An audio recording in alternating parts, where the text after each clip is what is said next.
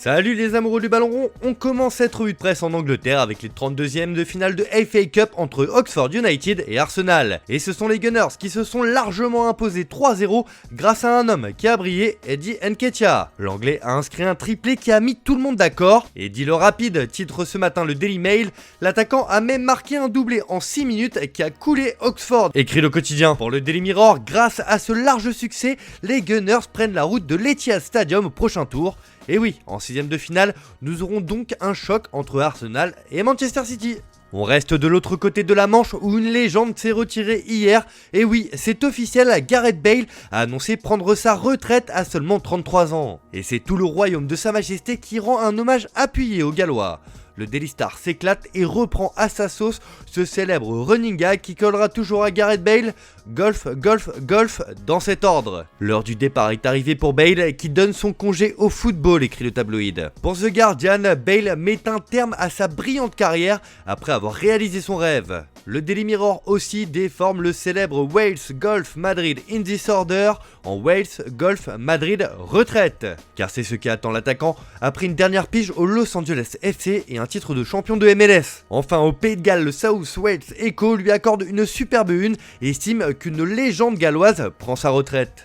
Et hier, une autre légende a dit stop, cette fois cela concerne l'équipe de France et son capitaine emblématique Hugo Lloris. Le recordman des sélections en bleu a annoncé prendre sa retraite internationale. Il fait la une de l'équipe où il a donné une longue interview dans laquelle il admet être arrivé au bout.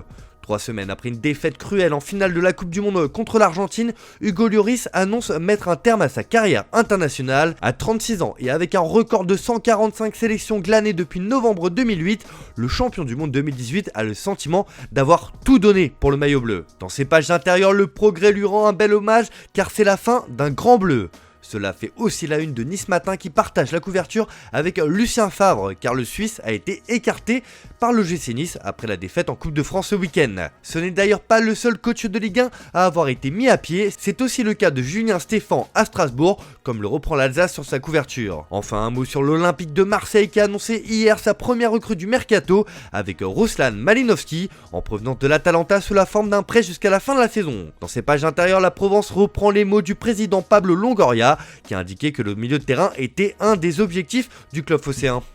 C'était décidément le jour des grandes annonces hier puisque le Portugal a annoncé son nouveau sélectionneur. Et c'est Roberto Martinez, l'ancien coach de la Belgique, qui a été choisi. Et l'Espagnol devra gérer le dossier Cristiano Ronaldo qui est évidemment au centre de toutes les attentions. C'est ce qui fait la une de O Jogo ce matin et le nouveau sélectionneur portugais a confié qu'il parlerait avec le quintuple ballon d'or. Ronaldo fait partie du groupe et Martinez veut s'appuyer sur la liste qui a été au Qatar lors du dernier mondial. De son côté, le Coréo Damanien révèle le salaire de Roberto Martinez qui empochera 4 millions d'euros par an. Petite info mercato sur un joueur important du Portugal, Joao Félix. L'attaquant est en partance pour Chelsea sous la forme d'un prêt payant de 11 millions d'euros alors que son avenir semble bouché à l'Atlético de Madrid. Il tentera donc de se relancer à Londres. Allez, on reste en Espagne, on va prendre des nouvelles de Zinedine Zidane qui fait la une du quotidien catalan Sport qui lâche une véritable bombe. Alors que le coach français a été mêlé malgré lui à la polémique Le Gret, il a vu un soutien de poids prendre position pour lui, le Real Madrid. Et selon le journal, Zidane est pressenti comme remplaçant d'Ancelotti à la fin de la saison. Dans ses pages intérieures, le quotidien indique que le communiqué du Real hier, qui a largement cartonné la communication du président de la 3F, est un clin d'œil à Zidane pour tenter un rapprochement dans les prochains mois. Alors qu'Ancelotti arrêtera probablement l'été prochain s'il ne remporte pas de titre cette saison, Florentino Pérez ne serait pas contre un retour de son ancien joueur et surtout coach qui a tout remporté avec la Casablanca. Le président madrilène estime qu'il connaît parfaitement le club, sa philosophie et sait gérer un vestiaire plein d'ego. Il est respecté et même désiré par certains joueurs qui le traitent avec respect et admiration et son retour serait stimulant pour une équipe qui semble avoir perdu sa faim après le doublé de la saison dernière. Si le Real voulait lui faire un appel du pied, il ne s'y prendrait pas autrement.